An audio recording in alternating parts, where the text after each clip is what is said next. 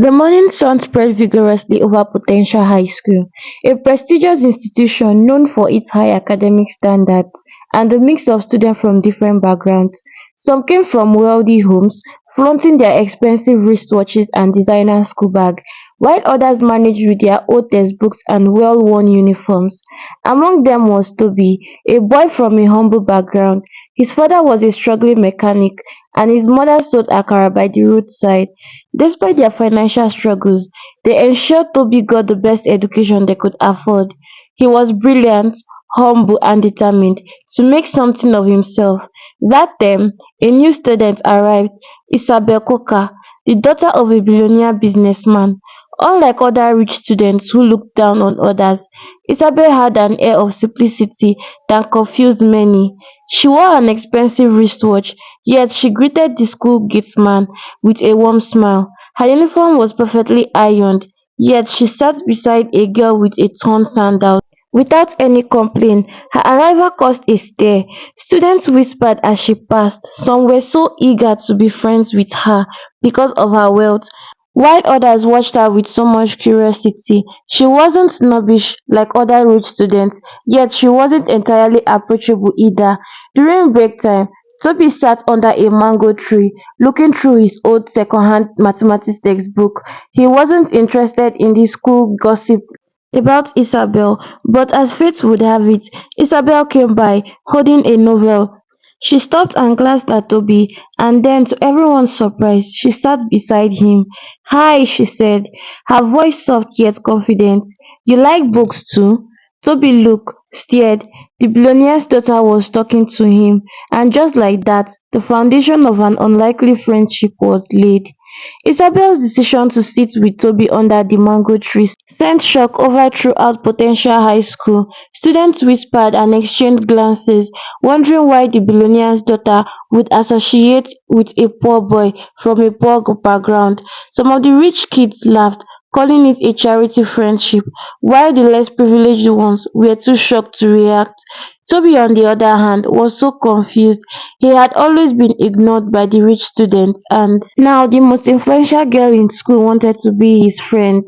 He studied her face carefully, expecting mockery, but Isabel's eyes was filled with nothing but curiosity. "I love reading too," she said, holding up her novel. "What's your favorite book?" "Toby, I don't have many books, but I like Chike and the River by Amanda." Isabel's face lit up. "That's a great book. I read it while I was young." She leaned in. "Can I see your math textbook?" Toby handed it over to her, and the first time, he felt comfortable. Isabel wasn't pretending. She genuinely wanted to talk to him. Days passed, and their friendship grew stronger. They began sitting together during lunch, discussing books, schoolwork, and even life outside Potentia High School. Isabel admired Toby's determination and intelligence, while Toby was amazed by how simple and kind Isabel was, despite her wealthy background. However, not everyone was happy about their friendship. Daniel, the school proudest rich boy, didn't like how Isabel ignored him and spent time with Toby instead.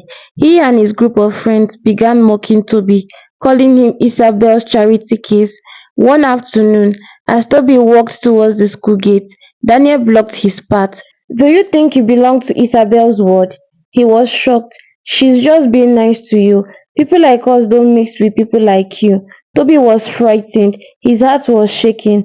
Was Isabel truly different, or was he just a fool for trusting her? Toby stood frozen as Daniel's word echoed in his mind. "People like us don't mix with people like you." The words sticked, but Toby refused to show any sign of weakness. "She's not like you," Toby said, his voice steady. "She doesn't care about wealth the way you do." Daniel laughed mockingly. "Keep deceiving yourself. When she gets tired of you, she will go back to her real friends." Toby ignored him and walked away, but the words lingered in his mind. The doubt walked in slowly. Was Daniel right? Was Isabel just spending time with him for fun, only to leave when he's no longer entertained by her? The next day, Toby was quiet than usual. Isabel noticed immediately. "What's wrong?" she asked during lunch. "Nothing," he said, staring at his food. Isabel frowned. "Don't lie. You've been avoiding eye contact since morning. Toby signed. Why are you friends with me? He asked bluntly. You have so many rich friends. People like Daniel think I don't belong around you. Isabel's eyes darkened. So because Daniel said nonsense, you believe him? She leaned forward. I don't choose friends based on wealth. I choose them based on character. And if you think I see you as less because of your background, then maybe you don't know me at all. Toby looked up, guilt washing over him. Isabel wasn't like Daniel. She wasn't pretending. That afternoon, Daniel and his friends saw Toby and Isabel laughing again under the mango tree. Daniel screamed, so he didn't get the message? He hissed. One of his friends replied, maybe we need to make him understand properly. The next day, something happened that changed everything. Toby's locker was scattered, his books torn, his notes scattered, and written in red marker on the door were the words, Stay in your level. Toby's heart pondered. He knew exactly who did it, but the real question was, what was he going to do about it? Toby stared at his locker, his heart beat loud in his ears. Other students gathered around, whispering and pointing. Some laughed, while others shook their head in pity. Isabel arrived moments later. The moment she saw the words, Stay in your level, written in red, her face looked pale in anger. She turned to Toby. Who did this? Toby looked around. Daniel. Isabel didn't hesitate. She looked around and marched straight to where Daniel and his friend stood, chatting in their corner. You did this, didn't you? She accused, her voice sharp. Daniel folded his hands. His smile was very funny. I didn't do that. What are you talking about? Isabel's eyes burned with anger.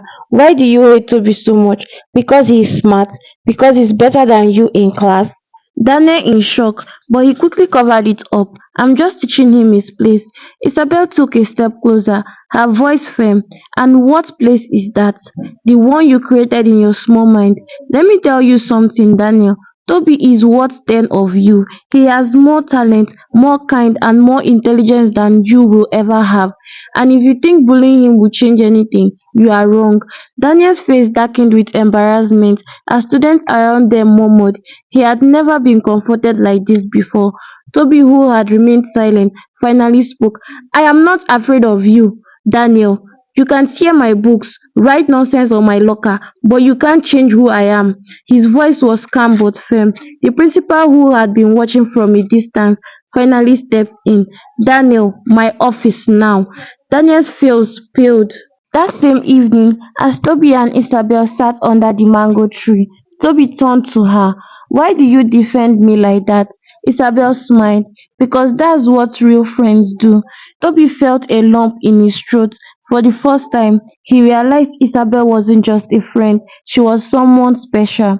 A week passed since Daniel's punishment. He has been suspended for a few days, and the entire school now saw him differently. No longer the untouchable rich boy, but someone who had been put in his place. For Toby, life at Potential High School became a life easier. No one dared to bully him anymore, and those who used to look down on him now saw him in a different light. But the most important change wasn't in the school, it was in his heart. One afternoon, as he and Isabel sat under the mango tree, he finally asked the question that had been on his mind for days. Isabel, why are you really my friend? Isabel shook her head, amused. Are we still on this topic? Toby shook his head. I mean, your word and mine are so different. You could have been friends with anyone. Isabel took a deep breath. When I first came to this school, I saw how everyone cared about money, status, and class. But then I saw you. She smiled. You weren't trying to impress anyone. You were just you, and I liked that. Toby felt warmth spread in his heart. No one had ever said something like that to him. So you don't care that I'm poor? He asked. Isabel rolled her eyes playfully. You are rich in the things that matters. Kindness, intelligence, and integrity. That's what matters a lot. And that's what money cannot buy. Toby looked at her, a smile forming in his lips. He realized then that he didn't just have a friend, he had found something even more precious. As they laughed together under the mango tree, It was clear to everyone who saw them that this was not just friendship built on convenience, it was a bond that would last for a lifetime.